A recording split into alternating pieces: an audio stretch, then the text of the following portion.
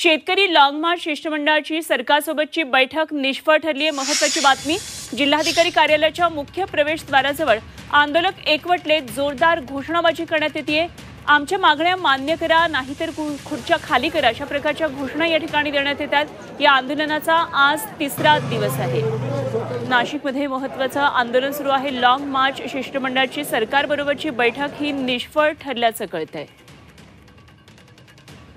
तर याचा आढावा घेतला आमचे प्रतिनिधी सागर गायकवाड यांनी।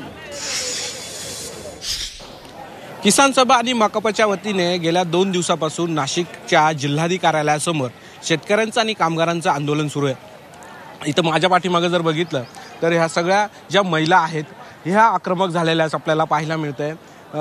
हे जिल्हाधिकारी कार्यालय आहे, ह्या कार्यालयाच्या बाहेरच ह्या ज्या महिला आहेत यांनी ठिय्या मानलेला आहे। कर्मचारी असतील किंवा अधिकारी असेल यांना या अमृत नोनी आर्थो प्लस ये एक प्रूवन फॉर्मूला है। इसमें मौजूद नोनी फल के गुण और आयुर्वेदिक जड़ी बूटियां शरीर को जरूरी पोषक तत्व देने के साथ साथ हड्डियों और जोड़ों के घिसने, उनमें होने वाले सूजन और दर्द को रोकने में मदद करता है। दर्द मुक्त जीवन के लिए अमृत नोनी आर्थो प्लस। जिल्हाधिकारी कार्यालयामध्ये प्रवेशच देणार नाही असा पवित्रा या सगळ्या महिला वर्गाने घेतलाय। जोपर्यंत आमच्या मागण्या मान्य होत नाही तोपर्यंत आम्ही ह्याच जिल्हाधिकारी कार्यालयावरती मुक्कामी थांबू। 5 दिवस लागेल किंवा 15 दिवस लागेल, पण आम्ही ह्याच ठिकाणी थांबू असा पवित्रा यांनी घेतलेला आहे। आणि यामुळे हे जे आता जर परिसर आहे हा पूर्णतः आक्रमक झालेला पाहायला मिळतोय। मागण्या मान्य होत नाही तोपर्यंत आम्ही ह्याच ठिकाणी राहू। ह्या ठिकाणीच आम्ही आमचं जेवण असेल किंवा अन्य काही सुविधा काही करण्याची जी गरज असेल आम्ही ह्याच ठिकाणी करू असं या आंदोलनकर्त्यांनी आपल्याला सांगितलं आहे।